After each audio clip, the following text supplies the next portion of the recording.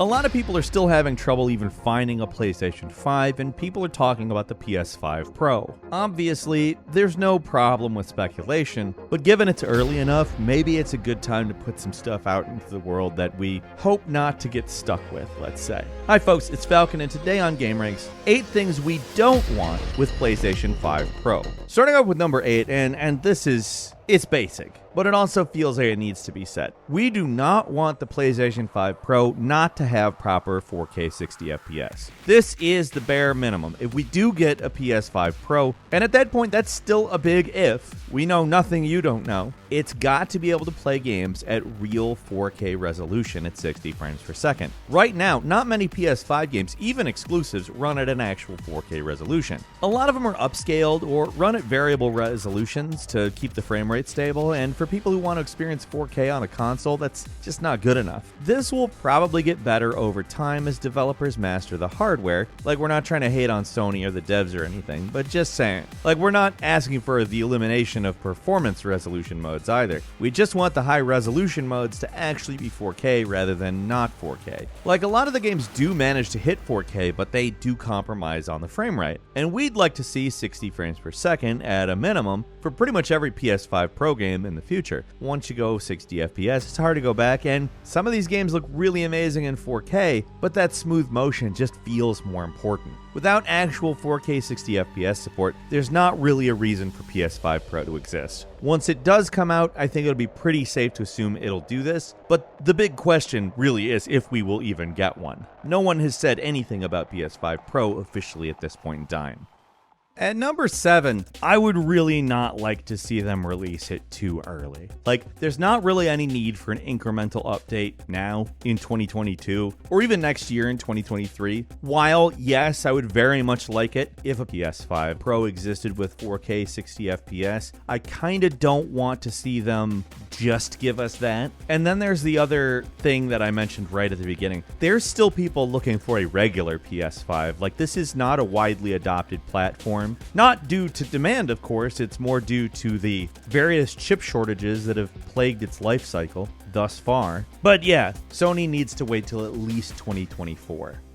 And number 6, this one I think people are going to feel in their bones. We do not want to see the PlayStation 5 stay huge when it enters Pro status. Like, let's just say this. If you were preparing to go Pro, like say in a sport, you would slim down a bit, right? If you looked like the PS5 anyways, right? I mean, let's just say the PS5 console has a unique design. Maybe a little too unique for its own good. It takes up a lot of space, it's huge, and if and when the PlayStation 5 Pro comes out, it would be really nice if they gave it a more functional design. I mean, something closer to the PS4 or the PS4 Slim would really be what we prefer. It's still pretty distinctly PlayStation without all of the fiddly parts, no wings, no stuff sticking off the side, just the basic rectangle that lets you play games. It's not that the PS5 design is terrible or anything, but it takes up a whole lot of space. It is a big boy, and anything Sony could do to make it take up less space would be really nice, even if it's not totally necessary. Like a Pro console means that there's going to be some kind of redesign, so if they do that, they're going to make some changes, so they might as well go all in. I don't know that I want something too similar to like the Xbox Series X or anything, but at least something closer to the previous generation of PlayStation consoles. Maybe a little more like the color scheme of the PS5. But wow, it takes up so much space. I think if there's anyone that would mind that change, they are few and far between.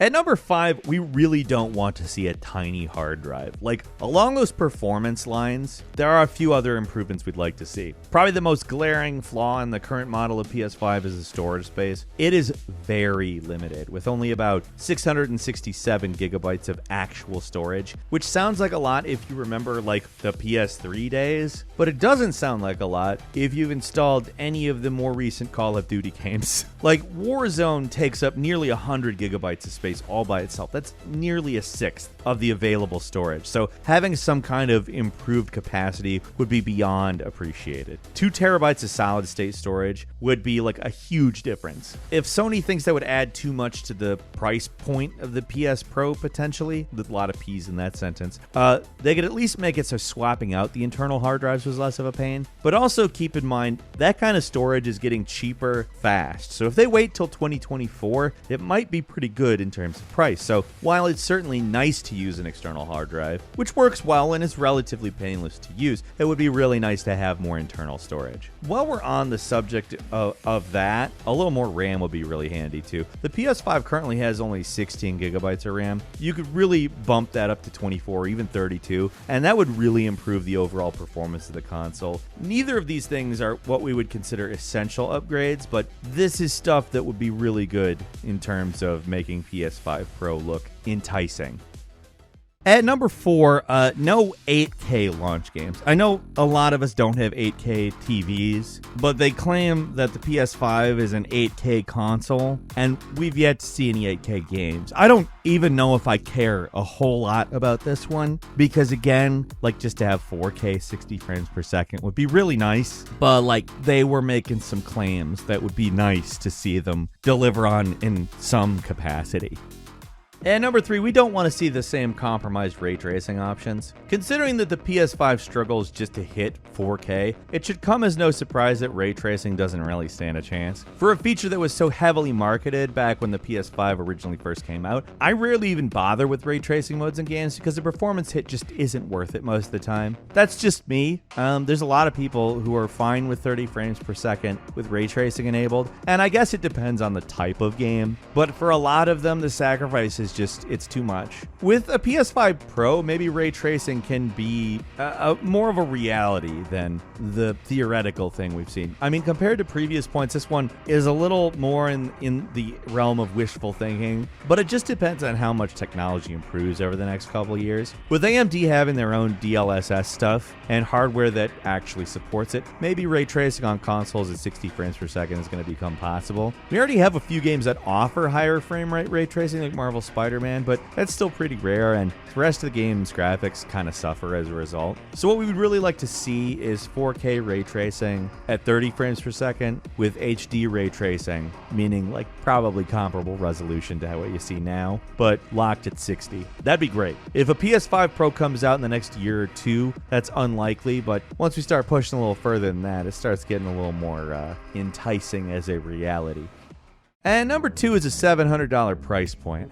This one's pure speculation, but wow, do we not want that? Even more than anything else we've said here. If a PS5 Pro eventually comes out, we hope buying one doesn't break the friggin' bank. The best possible outcome would be a $500 price point, identical to what the console currently costs, and then we'd see the current PS5 drop to like $400 or something. That'd be best in terms of price, because that's what PS4 Pro did. It cost $400 when it came out, which was the same price the original PS4 launched at, and while the improvements to that system weren't mind-blowing or anything, it was a noticeable upgrade. If it ends up having more storage space, which honestly it probably wouldn't, I'd expect the price to be closer to something like $600, especially with significant graphical improvements. That's about as high as I could see myself spending money on it for, though. Any more than that, and we're talking a pretty major purchase. I'm not just throwing $700 around. That's not nothing for me, you know?